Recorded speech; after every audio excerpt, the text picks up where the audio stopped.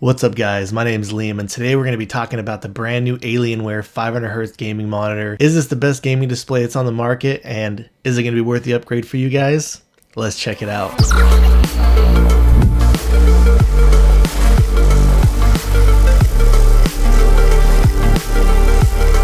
The Alienware AW2524H is currently the fastest gaming monitor on the market. Reaching up to a near buttery smooth 500Hz, this monitor is also sporting a 0.5 millisecond gray to gray minimum response time. And in today's video, I'm going to be highlighting my experience with coming from the Asus 360Hz IPS display. I've been running this Asus monitor for a little over a year and a half now since it first was introduced, and I've become very accustomed to this monitor and very familiar with using it. So when it comes to the Alienware AW2524H, this monitor is actually a 480Hz monitor out of the box. And through the display menus, it actually gives you the capability to be able to overclock the monitor to 500Hz. And my experience with unboxing the monitor was actually fairly simple. Base of the monitor is an all plastic build. And the first thing you need to do is you just need to screw the base into the arm of the monitor. And then the arm snaps effortlessly into the back of the monitor. It honestly took me less than just a couple of minutes to get this monitor out of the box and set up. Having a nearly all plastic build, the monitor is fairly light and easy to move around. You are able to adjust the height of the monitor. It's able to tilt forward and backwards, and it does pivot 90 degrees to the left and also to the right. The external appearance of the monitor is a very dark gray color. And on the external of the monitor, it does have 3 separate RGB lighting zones, and you can independently control each one of these zones through the menu under the Alien FX lighting section. It gives you the ability to independently control the lighting on the power button, on the logo, and on the number of the back of the monitor. For external connections, this monitor features 2 HDMI HDCP 2.3 ports, a display port 1.4 HDCP 2.3. It has a USB 3.2 Gen 1 upstream, 2 USB 3.2 Gen 1 downstreams, and then 2 USB 3.2 Gen 1 downstreams with battery charging 1.2. The monitor also has an audio line out, and it does have this pretty cool stand that actually pops out of the side of the monitor and allows you to use it to hang your headphones on it if that's what you choose to do. And if you choose not to use it, it stores away nice and clean and you don't even notice that it's there. 2 notes about this monitor is it does not come with any type of speakers built into the monitor. And another fact is if you do use the HDMI ports on this monitor, the HDMI ports only go up to 240Hz. So I do plan on using this monitor with a display port in order to achieve the 480 or the overclocked 500Hz on this monitor. So when it comes to accessing the menu of this monitor, it is actually fairly simple and very minimal to use. The button to access the menu is at the bottom middle of the display. So as I got this monitor set up on my desk and was trying to get it dialed in to start gaming with it and really put it through the tests, one of the first things that I did is I wanted to play around with the presets on the monitor. And the standard presets that are included on this monitor, there's a standard, a G-Sync esports, an FPS, mobile RTS, RPG, a sports, and then it has a game 1 and a game 2 option. The standard option look pretty basic, but I typically shy away from these because they usually have some type of energy saving settings in them or something like that. So obviously getting this monitor and wanting to go as extreme with it as possible to put it through the ranks, the first thing I did was I opted for the G-Sync esports setting in this monitor. And what I immediately noticed once I switched to this setting is how much it hurt my eyes. All the colors are way too oversaturated and the highlights on the monitor appear to be too blown out. Then switching over to the FPS preset, I feel like the colors were too flat and the blacks were too bright. Mobile RTS, the colors are more normal, but it does have a higher contrast and I prefer at 85%. And then when switching over to RPG, it slightly lowers the brightness and contrast down to 75% over the mobile RTS preset. The sports preset definitely feels brighter. It maxes out the brightness at 100% and it keeps the contrast at 75%, but I felt like the contrast was still a little bit too high for my liking. So I just realized that I kind of had to customize this monitor to my own personal preference and settings. So how I set up the monitor to my style is I just went to the game 1. I made sure that the black boost was dropped down to 0. I personally prefer to play the contrast always around 50%, so I set the contrast to 50%. And when it comes to the Asus 360Hz monitor, my typical settings have been about 50% brightness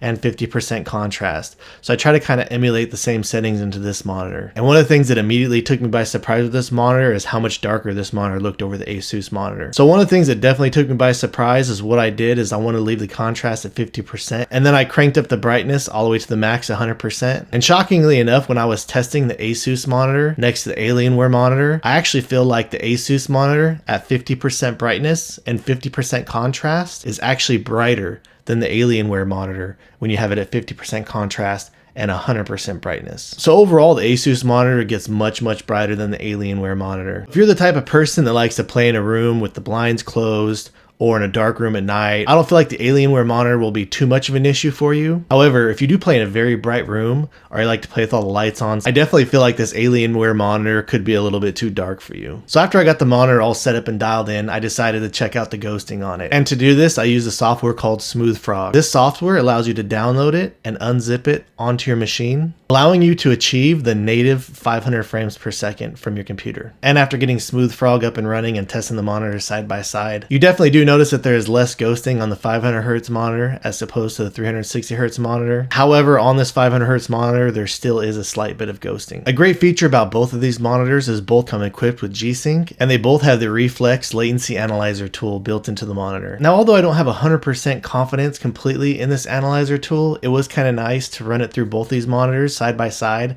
and to check out the final results. And for those of you that don't know what NVIDIA Reflex is, Dell actually claims that it can reduce input latency by up to 80%. And the best part about this is it has absolutely no impact on the refresh rate. However, I do want to let you guys know that to be able to use this feature, you must also play a game that does have the NVIDIA Reflex in the graphics menu. So if you are playing a game that does offer NVIDIA Reflex in games such as Apex Legends, I highly suggest you enable it in the menu. So now I'd like to talk briefly about my experience using the built-in Reflex analyzer tool in these monitors. The first thing I'd like to note that if you'd like to set this up and test this out yourself, the first thing you need to do is you need to make sure that the USB ports are plugged into the back of your PC. And NVIDIA actually has a short list on compatible gaming mice that you can use to test with this setup. Out of all the gaming mice that I've given mention to on this channel, the ones that are compatible are going to be the Cooler Master MM712, the ROG Harp Ace Aim Lab Edition, the Pulsefire Haste Wireless, the Logitech G Pro X Superlight, and the Logitech G303 Shroud Edition. And for my testing, I decided to go with the Logitech G Pro Superlight because this is probably the most common mouse out there on the market. Now, I don't want to go too in depth about my experience using this Reflex analyzer tool because I have tried a bunch of different things and I played around with it quite a bit,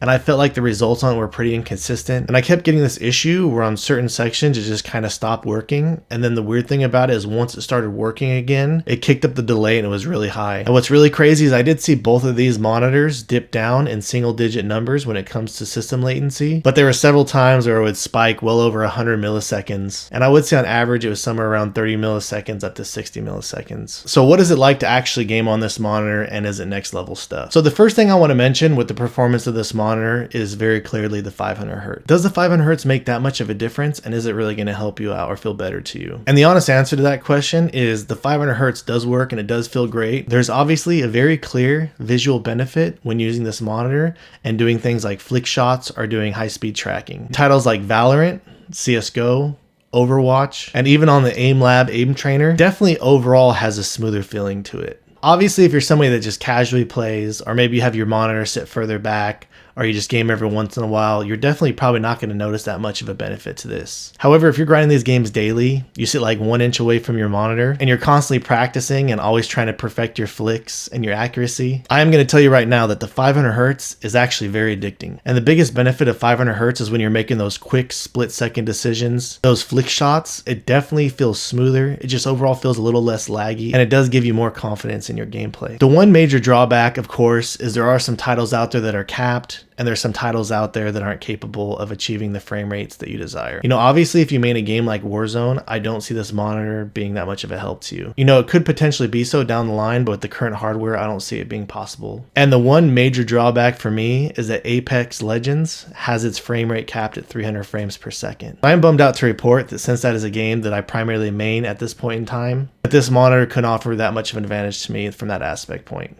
And then the final point I wanted to bring up is on this channel, since we mostly talk about gaming mice and we're looking for the best and greatest gaming tech on the market, the biggest question I had was input lag on your mouse. Not just how is this monitor going to look, but how is this monitor going to feel? I know that a majority of people out there are saying that you can't tell the difference between a 1K polling rate and a 4K polling rate. You know, and I'm not saying that it makes me a better gamer or makes me better than anybody else or anything like that. Just overall, it feels smoother and it gives me more confidence in my gameplay. So with that being said, the biggest question I had when picking up this monitor is how was the overall input latency going to be on the monitor? How was the responsiveness and the feel of your mouse going to reflect on it? And I do want to report gaming a lot, grinding ranked on this monitor for over a week. When I first switched from the Asus 360Hz over to Alienware and I was playing Apex Legends with it, honestly at first I didn't notice a perceivable difference. And I do want to say that after I gamed with the 500Hz monitor for a few days and I got really in tune with it and I felt really comfortable with it, I decided to switch back to the 360Hz monitor. And I do want to say that overall, when going from the 500Hz Alienware display back down to the Asus 360Hz display, did I notice a difference? I did notice a very tiny minimal slight difference. And though the difference might not necessarily be a visual one, it was more of just a feeling one, how the actual input from the actual mouse feels. Now I do want to give you guys a quick disclaimer that if you're somebody that does not notice the difference between a 1000Hz polling rate and a 4000Hz polling rate, are you going to notice this difference? I'm going to say absolutely not. This difference was so tiny and so minimal, I can barely notice it. And in fact, I had to find myself going back and forth A and B testing them before I kind of started to get a good feel for it. Honestly, the difference was way less from going from a 1000Hz polling rate to a 4000Hz polling rate. And I want to be really clear with you guys. I am referring to Apex Legends that is capped out at 300 frames per second, and I'm referring mostly to the feeling of the input lag. I do feel like if you're playing a game like Valorant, CSGO, or any other ones that I mentioned earlier where you can obtain the 500 frames per second, definitely is a much bigger and more noticeable difference. However, the difference in the input lag is very small, it's very minimal. And if I had to describe what it feels like, it just feels just a little bit less laggy. And I can honestly tell you guys that I have been competitively gaming and building my own PCs for over 25 years. Honestly, I didn't feel like in any type of way it gave me any type of benefit or made my skill any better. Just overall, the feeling of it is just a little bit smoother and a little bit more addicting. But it leaves you with the question is it addicting enough, or is it good enough or big enough of a difference? Who would I recommend this monitor for? If you're somebody out there that's gaming on a 1440p monitor or even the new OLED monitor, is this going to be a good monitor for you to change to? Honestly, I would say no, absolutely not. If you're somebody that favors the higher resolution or the clarity in the image, this is absolutely not going to be a monitor for you. Would I recommend this gaming monitor for somebody coming from a 360Hz IPS display? And I'd answer that question by saying it depends. If you're grinding games like CSGO, Valorant, Overwatch on a day-to-day basis, you grind it every day, you want to be the best, you're trying really hard at it, trying to level up or play ranked or whatever, could this be a good monitor for you? Honestly, I can say that the 500Hz is addicting. It is really cool. It does feel better. On those games when you're getting the frames per second to actually match the refresh rate, it is kind of a letdown when you have to go back down to 360Hz. I'm not saying that this monitor makes you a better player in any way. It's just addicting and it gives you more confidence. Any gamer out there can relate to playing on a server with more lag as opposed to lower lag. Obviously, you're going to choose the lower lag server every single time. So in those few cases, those are the type of people that I feel like this monitor is kind of geared towards right now. Now, if you're someone like me where you play a title like Apex Legends and you're capped out at 300 frames per second, is the difference in the input lag going to make that much of a difference for you? Unfortunately, I'm going to say absolutely not. Coming from somebody as picky as I am, as picky about my system, trying to maximize it, make it as quick as I can, I honestly don't feel like this offered a big enough benefit for me to switch over. When you got the cost of this monitor coming in at $830, whereas the Asus monitor, you could pick it up for around $400. That's half the price. Honestly, don't feel like the difference in input latency makes that big of a deal. Now, could this be an upgrade for you if you're coming from a 240Hz display? I would probably recommend putting the money towards upgrading a graphics card or something like that if you're still playing on a lower end system, to be completely honest with you. So as over the top and top of the line I can be with my gear, my equipment, and my setup, I can honestly say that this monitor is probably one of the first products just a little bit too over the top for me. And again, I'm not trying to be too negative or knocking or anything like that. Just with the unfortunate circumstance of the game title that I play being capped at 300 frames per second, I don't notice it being that much of a difference for me in my game style. So anyways, guys, I hope that this review has helped you. Again, I was excited. Hopefully I could bring a different perspective towards this monitor than anybody else is doing out there. So if you have any questions, please let me know down in the comments below. And aside from that, if you're interested in seeing more videos like this in the future, please subscribe to my channel. I look forward to seeing you guys in the next video.